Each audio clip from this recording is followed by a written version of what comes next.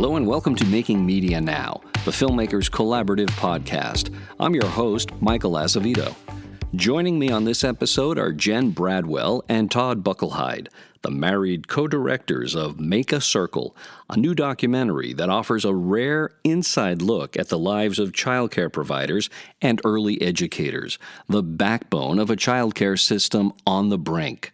The film premieres Monday, September 1st, streaming nationally on pbs.org, the PBS app, and on PBS television stations across the country. As Jen Bradwell says, Make a Circle is a love letter to early educators and a portrait of a childcare system in crisis. The film delves into one of the greatest disconnects in American society: the importance of a child's first 5 years versus how the work of early care and education is valued. Often viewed as babysitters, the dedicated educators in Make a Circle create magic in the classroom, face struggles at home, and remain passionate about their profession. The film gives voice to these educators and their ideas on the best way to improve the system. Here's the trailer. I love this work. But parents can't afford to pay. Teachers can't afford to stay.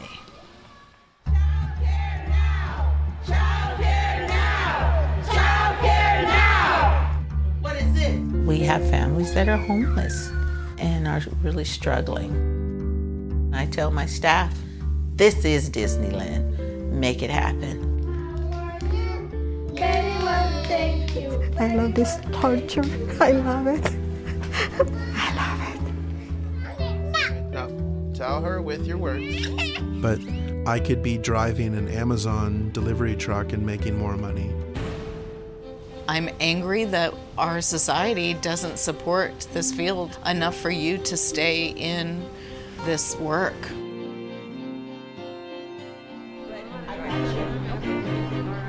We're not the Girls Glee Club. We're going to talk about policy, how we can better our lives. That's why you are here.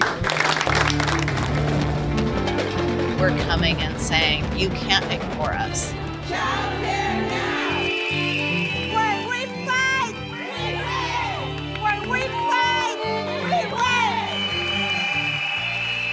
Let me see those muscles. Making Media Now is sponsored by Filmmakers Collaborative, a nonprofit organization dedicated to supporting media makers from across the creative spectrum. From providing fiscal sponsorship to presenting an array of informative and educational programs, Filmmakers Collaborative supports creatives at every step in their journey. To learn more, visit filmmakerscollab.org. And as always, if you're enjoying this podcast, please do like, share, follow, and leave a review.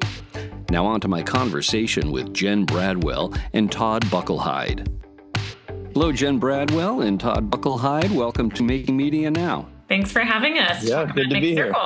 It's great to be speaking with both of you about your film, Make a Circle.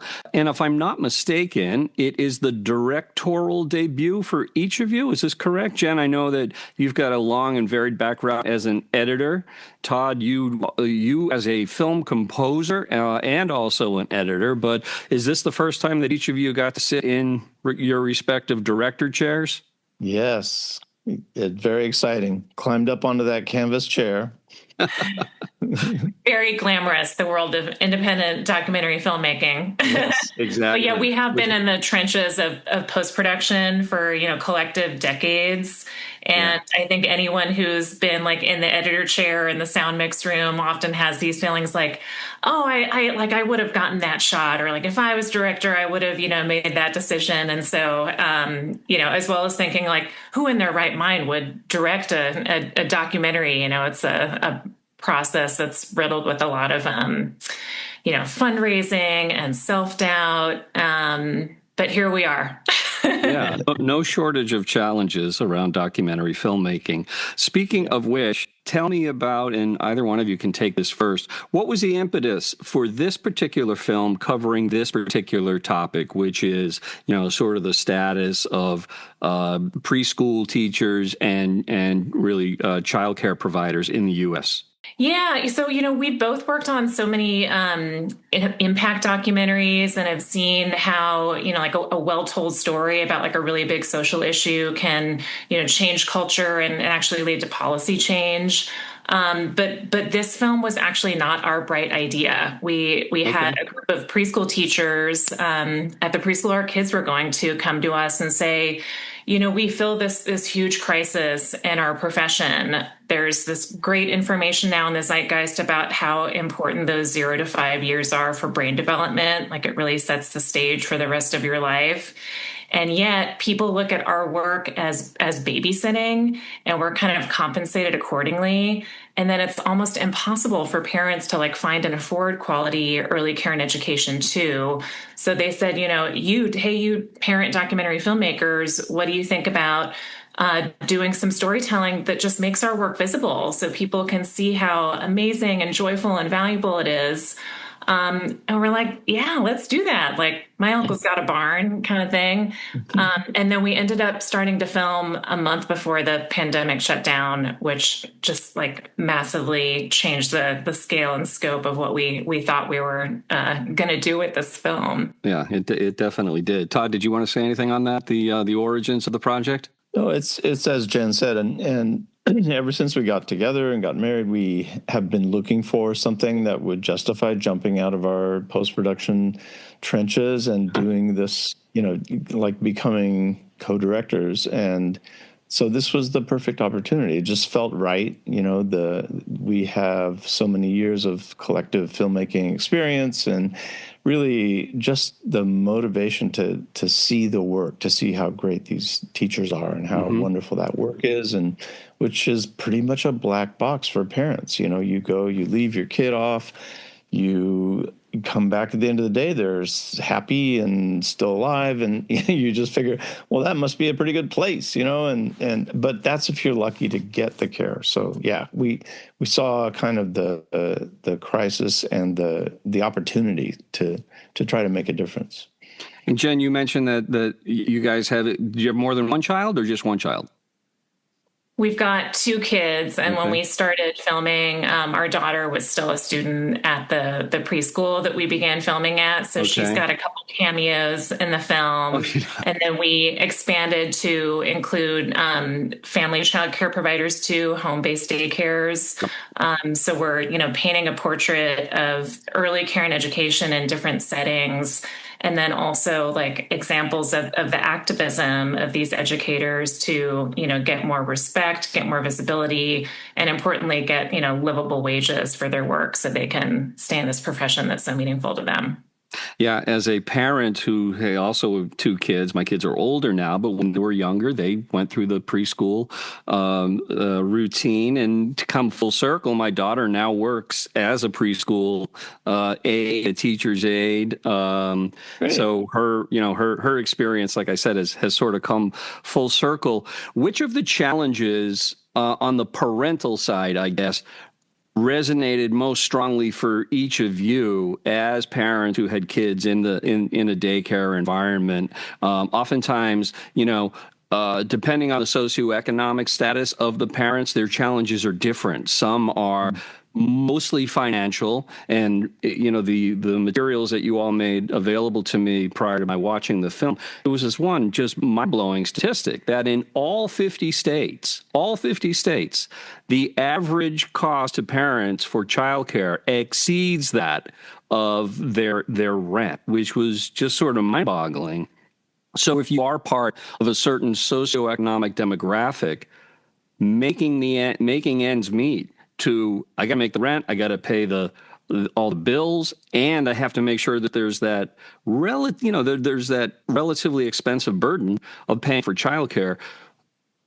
If you're in another socioeconomic status, a lot of your challenges tend to be more time management and almost like logistical. What time are you going to drop them off? Who's going to do the pickup? For each of you, where do the challenges feel most profound when you are in that mix?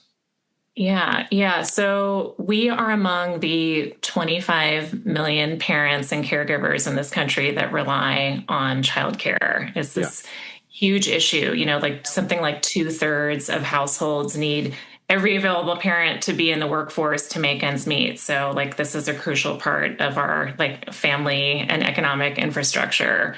And yeah, as you said, the costs are insane. Like we are, you know, two income middle class family, and yet we went into debt to have two kids in care at the same time. Like the prices are really eye popping. And yet at the same time, like because of the very fragile business model of childcare, the educators who are doing this work only earn about $13 an hour nationwide. $13 an hour, So right. as much of a burden it is for parents, it's an additional burden on these people who are spending as much time with our kids as we are. We did not know at the time, our kids were in preschool, that, you know, there was one of our kids' teachers was just struggling month after month to pay for basic things like rent and groceries, and was like limiting how much food she was buying to make ends meet. There was another teacher who had a stroke while she was on the job. She was working into her 70s because she couldn't afford to retire. So this is some of the struggle that we're honest about in the film, of what it means to be in this profession, and just to paint a portrait of like this is not an acceptable status quo. Like every other country in the world has figured this out, and it's time for us to catch up. Yeah, well, what's acceptable and what isn't acceptable is that every passing day that comes under the microscope for fuller examination, I think. You know, you mentioned when we started talking that just a few weeks into your production, COVID sort of, you know, shuffled the deck globally and rearranged everything. And we all became familiar with this phrase, essential workers. And I often think back to that time. It's kind of remarkable how COVID has sort of been memory hole, you know, in the nation. I mean, well over 1 million people died, and yet, you know, the vast majority of folks just kind of, you know, they griped about wearing a mask and had some thoughts on vaccines, but they kind of went on with their lives. But oftentimes, that term essential workers was almost a euphemism for workers who 2 weeks before they were called essential workers were kind of invisible workers. And childcare workers fell very much into that category.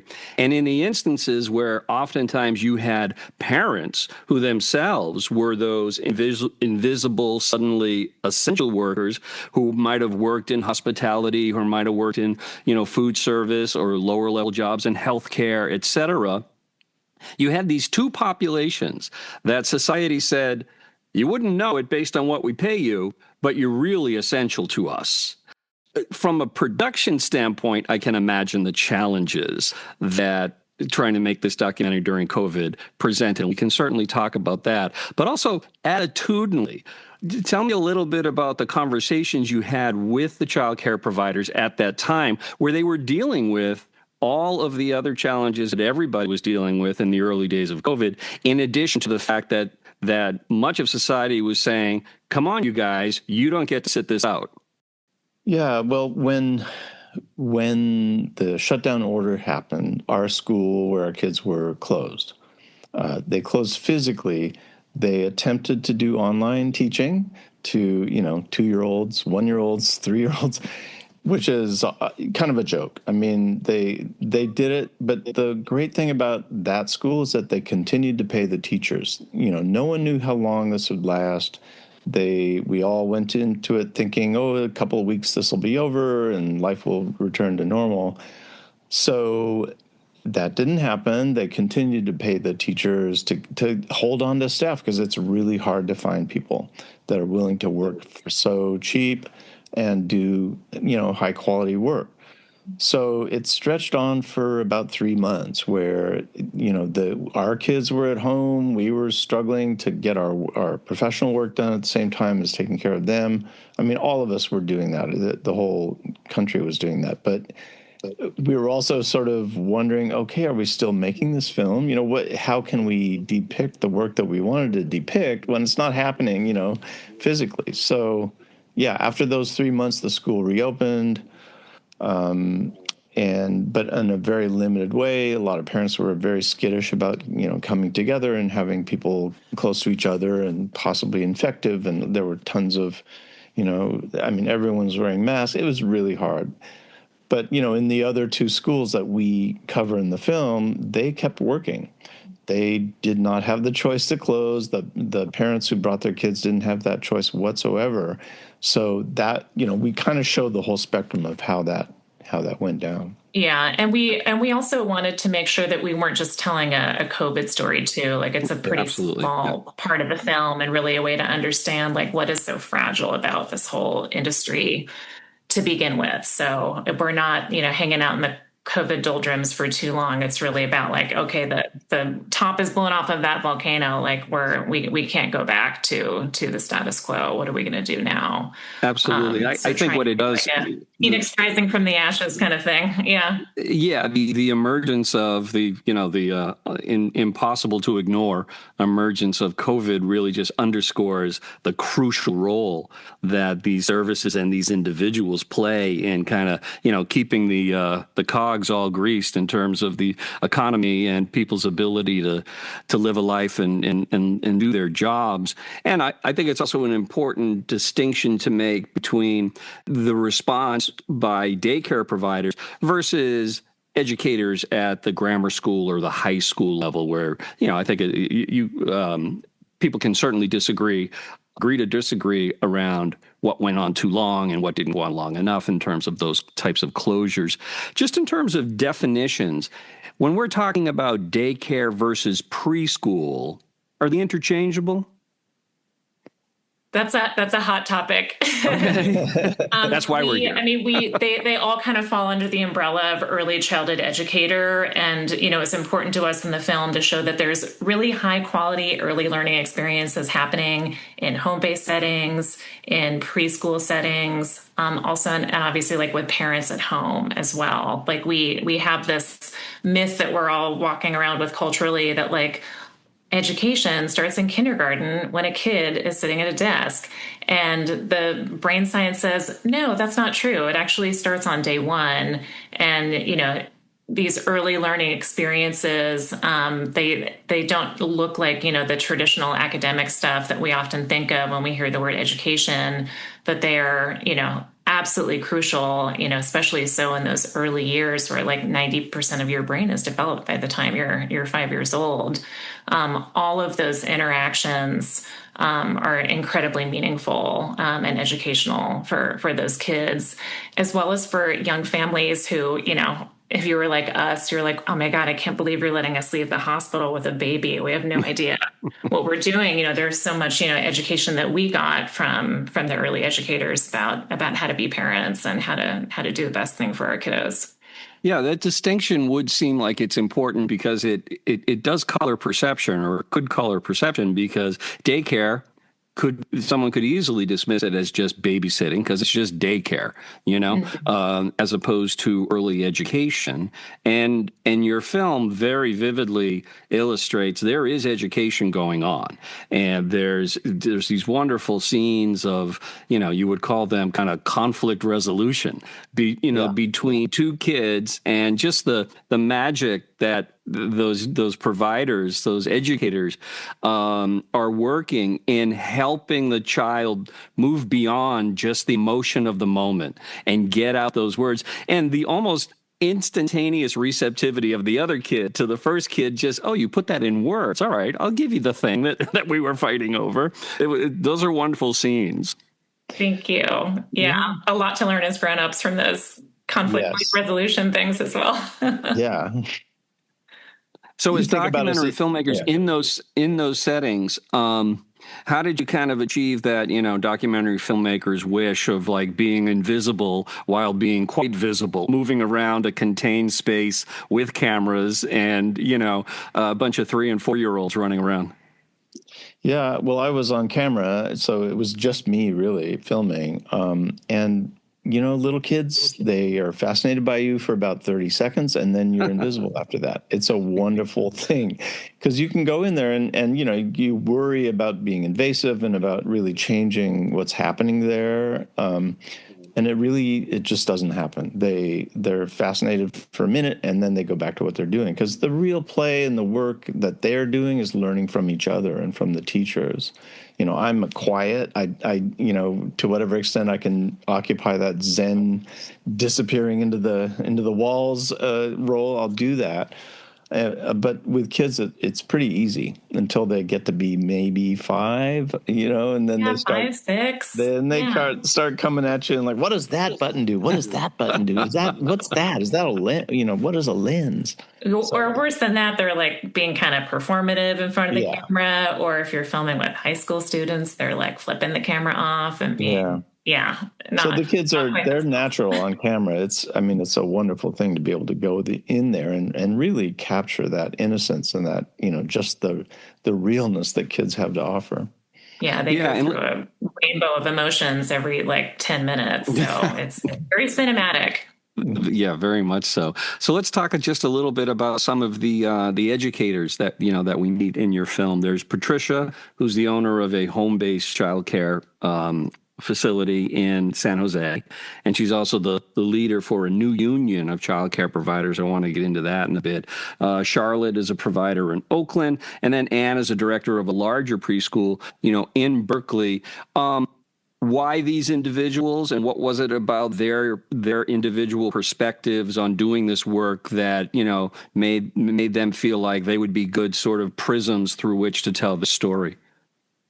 Yeah, I think, anyone who is obsessive just makes a good character. It kind of doesn't matter what they're really passionate about. It's their tenacity and their obsession that I think makes them kind of leap off the screen and be really charming and relatable. Yep. And these 3 women are all very dedicated to the profession, to their fellow teachers, to their families, in really unique ways. And so we tried to dial up what was most unique about them. Patricia is a political refugee from Bolivia and has a really interesting perspective and kind of legacy of activism that she brings to her work in the union. Charlotte is just supports her families, including the parents, in the most, unique and over the top ways. Like we see her doing this over the top Christmas party for her kids so that the parents can get a night off. And this Mother's Day celebration she does every year where she gives these beautiful presents to the moms and really reflects back to them. I see how hard you're working and, how much you're doing for your families. And the emotion that the parents display in both of those instances, first of all, the genius thought of, we're going to choose this one particular night. We're going to stay open till 8 p.m. in the Christmas season, so these parents can go and get Christmas gifts. So these parents maybe can, work that extra shift to afford Christmas gifts. And then the thoughtfulness around the Mother's Day gifts. You've got, more than one person on screen that is just moved to the point of being speechless. Yeah. And we still feel that way when we watch that scene as well. I think for working parents, you never quite feel like you're nailing it in your job or in your home life. And when someone, steps out of their way and recognizes you in that light, it's quite moving, I think, for anyone who sees that. Yeah. And then to continue, the description. So Anne, who's the director of the larger preschool, is just really creative and super dedicated about how can she support her teachers in this completely broken system. The Bay Area is not cheap to live in. And so these teachers, some of them are commuting 3 hours in the morning and in the evening to come there and work for very low pay, but they love the work. But that's not enough, it's not enough that their dedication is what they're sacrificing for this. Yeah, but it really shouldn't be that, that shouldn't be the trade-off. It's totally wrong. But Anne is very thoughtful and really dedicated to, thinking about how can she make it worth their while. And so they have healthcare, they have a retirement fund, it's like whenever they have any sort of extra money at the end of a month, they'll put it back into the teachers. And so, Anne's an example of someone who's really thinking a bit ahead about how to compensate for all the defects in this sort of non-system that we have. How representative was the makeup of the teacher population in terms of gender and maybe ethnicity? You all are telling a story in the Bay Area in California, but I'm just wondering if nationwide, the distribution along those demographic traits. Yeah, I think the population is disproportionately made up of Black and brown women, immigrant women. And then I think about 2% of the workforce are men. And we knew that we really wanted to highlight a male educator, not maybe it was, statistically a little out of the norm, but I think part of what is holding the field back is that it's seen as this like pink collar job. Yeah. This is women's work that they're just kind of naturally attuned to, as opposed to work that anyone can do, because it's actually very skilled and difficult and you need a lot of training and experience to do it well. And so having a male educator who's really awesome and charming, just like seeing him in that role kind of speaks for itself. To fight against the current narrative that exists about early educators. Yeah, and you just see the way that he connects with the kids, the way the kids connect with him. That's, that gift is a rarity, as any gift is. That, if you happen to be someone who does what you do exceptionally well, you are gifted. Society will just reward you to varying degrees based on what the gift is. So we talked a little bit about where we mentioned the efforts toward forming a union. Now, was that union was not nationwide? It was just within the state of California? Yeah, about half the states in our country are anti-union states, so yes. there's not an option even for childcare workers to form a union in half the states nationwide. California is one of maybe half a dozen or so states that have childcare unions, and what we show in the film is kind of a snapshot of how long it took them just to get them to be able to unionize. 3 different governors in California vetoed a bill that would have allowed them to collectively bargain together. And then finally, Gavin Newsom in 2019 said, okay, yes, I will let you form a union. And so they finally had a seat at the table and some bargaining power. And they've been able to realize some real wage and benefits wins because of that. If you happen to know what the rationale was for the prior 3 governors of California in not wanting child care workers to be able to form a union? It seems, like an extension of the system, of really disrespecting the workforce, workforce, right? Mm-hmm. I mean, they can only form a union in this case because the state subsidizes some childcare for low-income families. And so essentially the teachers are working for the state. That's why it's possible to have a union relationship. That's not true everywhere, but that's a pretty small proportion of the childcare workforce. Yeah, although there are more union efforts to expand unions to include preschool teachers, like in a private pay system as well. So that's something that unions like SEIU are working on expanding. And I think that's really the best way for workers in any sector to get meaningful wage and benefits raises is to form a union. You had mentioned that the film, you started just before the onset of COVID. And when did you actually wrap up production before you went into pre-production? Into post-production, end of post-production, end of 2023. Oh, sorry, end of 2023. Yeah, and so we premiered a little over a year ago. We've been on a film festival run and doing a lot of special screenings, going to a lot of conferences, and then our broadcast starts on PBS on September 1st, and we're going to be on PBS's YouTube channel starting September 2nd. So that's a really exciting way we're going to try to get a lot of the parent audience out there that's otherwise hard for them to get to a movie theater. Yeah, understood. So tell me a little bit about the response that you get from these audiences prior to the broadcast premiere on PBS.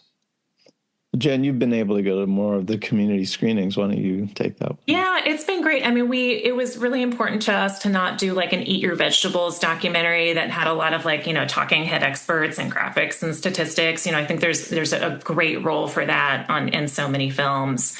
But this was very unabashedly, unapologetically putting the teachers in the driver's seat of their own narratives. They are the experts. We don't need anyone from outside their world to come in and talk about how important this is or offer more about brain development, that kind of thing. Like, these teachers need to be in charge of their narrative. And so audiences that are that have a lot of early educators in them, it's really moving to be with them, because they don't often get to see their expertise and their power reflected back to them. And that's really important. Like, if you are working within a system that involves a lot of racial injustice, gender injustice, economic injustice, that, narrative justice is a really important lever to start to make changes. So there's been like a lot of like laughter and crying in every screening, which is great. And then there's usually one or two men that come up to me at the end of a screening and say like, I never cry in films, but your film made me cry more than once. And it's delightful to hear. I try to say something like, "Oh, sorry, not sorry," but on the inside, I'm like, "Yes, we got another one." Yeah. Well, I mean, they're great characters. I mean, teachers, they're so charismatic, and the stories that they go through are really very real. They have to show up real for the kids. The kids, they have great radar for actual, a person trying to fake it. Right. So these teachers are very present in the classroom and in the film, and it's really engaging, I think. And in your film, there's the one male teacher who really, just due to economic pressure that he's living under, goes in interviews to work in some public school systems at the elementary level. I believe he takes the job. Of the educators, the early childhood educators that you profile, what do you know about how many are still at it, and how has their experience been, since you spent time with them? Yeah, I mean, we know that the turnover rate for this profession is about 40%. Yeah. So that means that, every year, 40% of these teachers leave, usually because they just cannot afford to stay in the work, and not because they don't want to. It's a high burnout job, for many reasons, but really it comes down to wages and benefits. Dan is at a private elementary school now. He's teaching kindergarten. So it's great that he's still with the younger kids. But yeah, he reluctantly left the field of early education after, I think, over 25 years as a preschool teacher. Charlotte, the home-based family childcare provider in Oakland that we follow, she's still going strong. She's a tremendous advocate. She also has been training a lot of providers who come in as assistants in her program and then go on to start their own family child cares. So that's very cool. And then Patricia, unfortunately, just in the last couple months has had some health problems, and she has reluctantly decided to retire, but she really was so concerned about the families in her childcare losing their continuity of care that she's actually found another provider to move into her house so that new provider can keep her program going, and her families don't have to have disruptions, and her own teaching assistants can keep their jobs too, which is just an incredible act of sacrifice on her part. But it's also very her. Yeah, I don't want to glide over that one statistic you mentioned earlier in our conversation about how 80% of a child's brain develops before age 3, 90% before age 5. And so is it tortured logic to think that maybe a society that knew that would make investments in children at those age, and those investments would be representative in the ways they compensated the people who are caring for and teaching those children. But no, we're going to pay them an average of $13 an hour so they can leave this to go get a job at Starbucks. And that, of course, would account for the high turnover rate. So I'm curious, in all of your screenings, have you had a conversation with anybody who defends the status quo? How can you, right? Well, I mean, somebody has to be doing it. Some trad wives out there who, kind of downplay what the majority of families need to support themselves, and who can be, fear mongers about what it means to have your kids in care.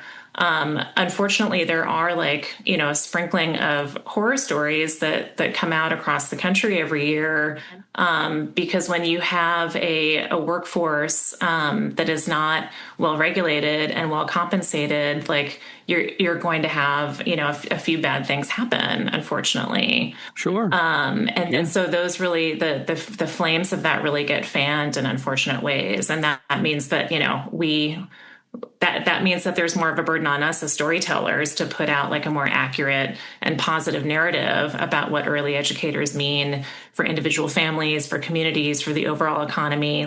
That story is not really visible. And it needs to be do louder and better than it currently is. But make it make sense. There's such a disconnect between that, the brain science, and then how this work actually gets supported. There's a few hundred years of racism and misogyny that has led up to this point, and we need to start doing better. Quote from someone in the film who says that the nation has a long history of people of color taking care of white children, and it's not about framing this in racial issues, but it's what it is about framing it in who are the individuals and what are the roles that we value, and how do we express value as a society? Well, this is America, man. We express value in dollars. Yeah, and if you were to really take that to its logical conclusion, you would see that every dollar spent at this age on children returns 7.5 at least in better outcomes later in life. Graduation rates and crime rates. Just in every possible way, you are better prepared for the world if you have high-quality childcare. Yep. So there's a scene in your film where a lot of the education and childcare providers are heading to the state capitol in California. The bus is full.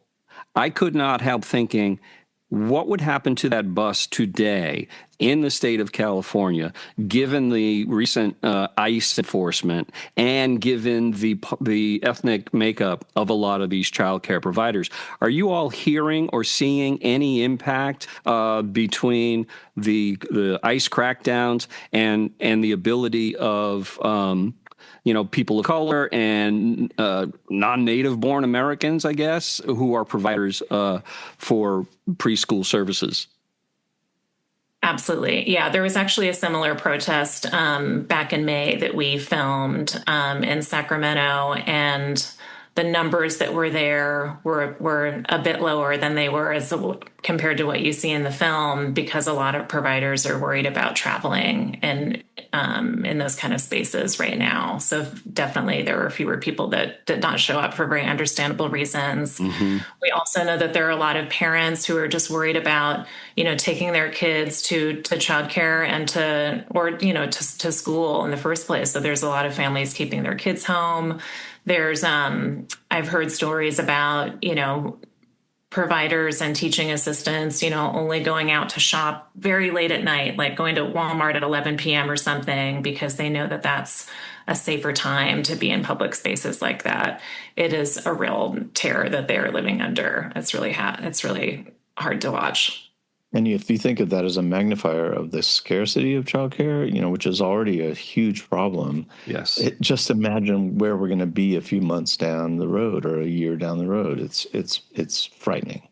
and the domino effect, because it's, obviously it's impacting the providers. So it's going to impact the children. That's going to impact their parents, which is going to impact their ability to contribute to the economy.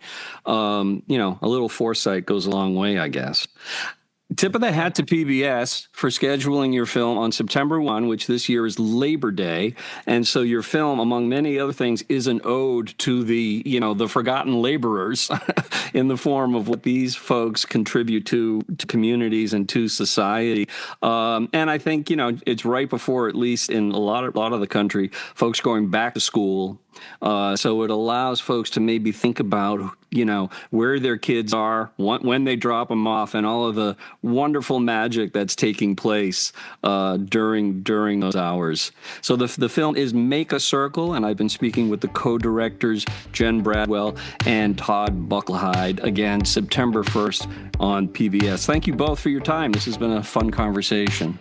Thanks so much, Michael. Yeah, thank you.